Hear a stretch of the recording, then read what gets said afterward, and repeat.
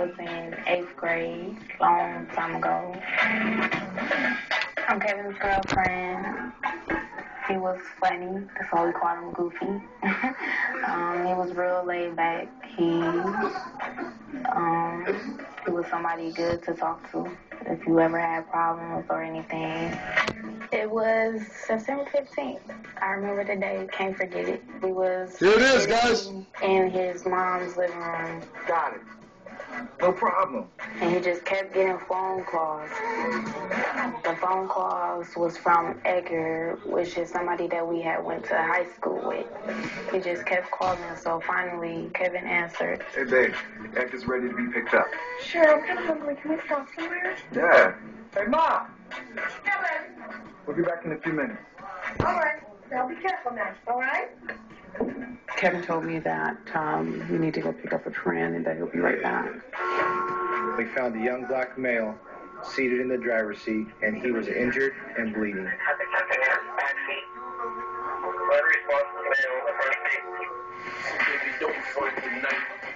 I'm moving down. I do. He loved his music, and that's all he do is rap. That's how the story's told. With the music down low, playing Marvin Gaye, like I was son.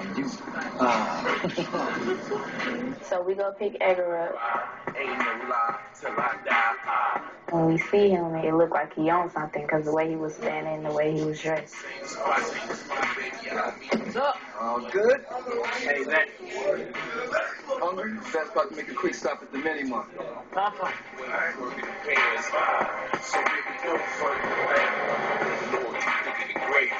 Let's leave and kiss the sky while we listen to Jay-Z. I will make your boyfriend hate me. You okay? Yeah, man. Hey, can we go back to where you picked me up? My friend needs a ride. Yeah, sure. Anybody want some? No thanks. How's it, Chief? We're gonna head back to where we picked up Edgar. Give his friend a ride. The paramedics show up, and they pull him out of the car, and as they look down at his chest, they start to see what looks like blood dripping from his shirt. So we drive back over there. His friends get in the car. What up? Thanks for the lift, bro. Sure. Hey, this is nice. When'd you get this? A couple of years ago. Somebody walk up with a hoodie, with a gun, a big gun, a shotgun, and Kevin's first words was, "Oh, Edgar, this is what you want." And I'm sitting there in the passenger seat, not knowing what to do, trying to get my feelers off, trying to figure out a way if I could get out the car without getting hurt. Kevin tussling with the gun with him, while Edgar and the other one wrestling with Kevin from the back. And the gun went off, and after that, the gunman and Edgar run. His foot hit the gas so fast, I'm falling out the car. I just jumped right in the bushes. All of a sudden, I hear a crash. I'm running down the street trying to see if it's Kevin, if he okay, and it was him. The policeman grabbed me like, "What's wrong? What happened?" I'm telling him, crying, like, they just tried to rob us. That's what our officers knew, that it wasn't a crash we were dealing with. We were probably dealing with a possible homicide. They put him in the ambulance as quick as they can, and about an hour later, he had died at the hospital.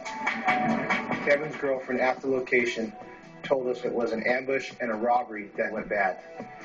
She's taken back to the police station. She looks at a yearbook and identifies the guy that they first picked up in the car as Edgar Canseco, a kid that Kevin and her went to school with.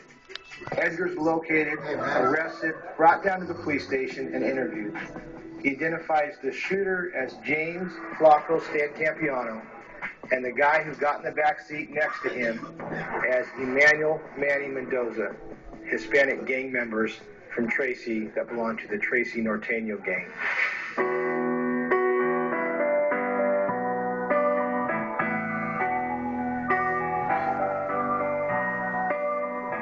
For this to happen to Kevin, like, it wasn't his time to go, and for them to take somebody else's life for this, for nothing, is crazy. So I just hope that you guys find these people and they get what they deserve. They took my son, they took a brother, they took a cousin, a grandson. So there's a whole lot more people involved, friends. I just don't understand why. It's a chunk of me gone. We had the same name. And to bury him and see my name on something, on a memorial wall, it's just not right.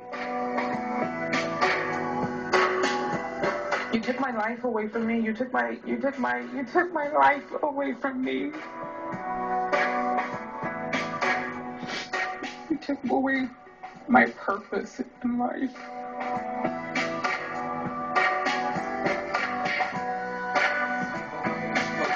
You took away the most precious thing to me in my life, my son. Detective, when you see this, you realize how destroyed the parents are. They really love this boy. Kevin was a great kid. He just started college that day, registered, was getting ready for the next semester. He was getting into rap, had interests in producing the rap. He was just headed upward. In the recreation, you see where the long-haired guy in the backseat, he got caught. The guy holding him in the backseat, the bald guy, and the shooter with the hoodie. Tell me about those two guys. Emmanuel Mendoza, the kid sitting in the backseat next to Edgar.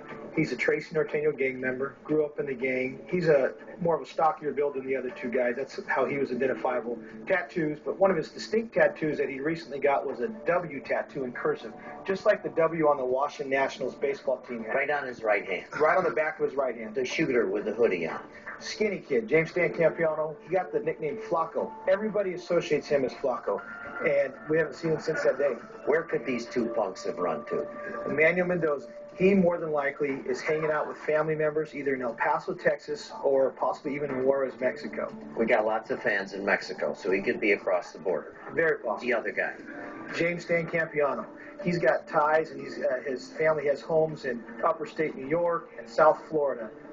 So our viewers got to be especially diligent in those areas. Somebody knows where these guys are. They just got to have the courage to make that call.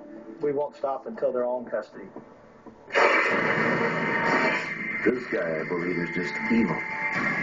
He's like the devil. He disappeared.